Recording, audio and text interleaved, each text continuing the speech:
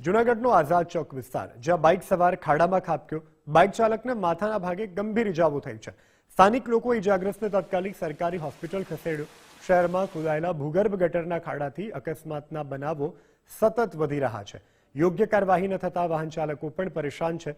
મનપાની લાપરવાહી સામે અનેક ગંભીર સવાલો ઉઠી રહ્યા છે.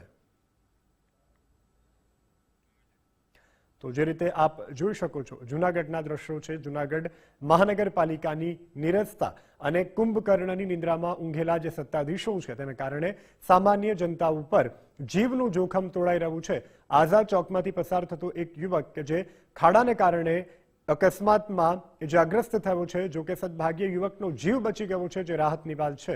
હાલ ઇજાગ્રસ્ત યુવક સારવાર હેઠળ છે. ત્યારે જૂનાગઢ મનપા હવે ઊંઘમાંથી જાગે, આળસ ખંખેરે અને યોગ્ય કાર્યવાહી કરે, જેથી કર ભરનારી જે જનતા છે તેને યોગ્ય સુવિધા મળે, નહીં કે દર ચોમાસે આવા પ્રકારની પીડા.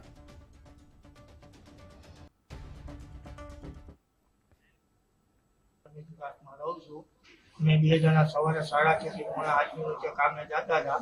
આઝાદ ચોકના સર્કલમાં ભૂગર્ભ ગટરના ખાડા હોવાથી મારી ગાડીની અંદર વહી હતી. એના કારણે મને બહુ લાગી ગયું છે.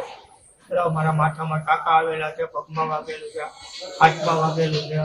બરાબર, આ રીતના બન્યું છે મારા પર. એટલે આ લોકોના બેદરકારીના કારણે આ બધું બન્યું છે.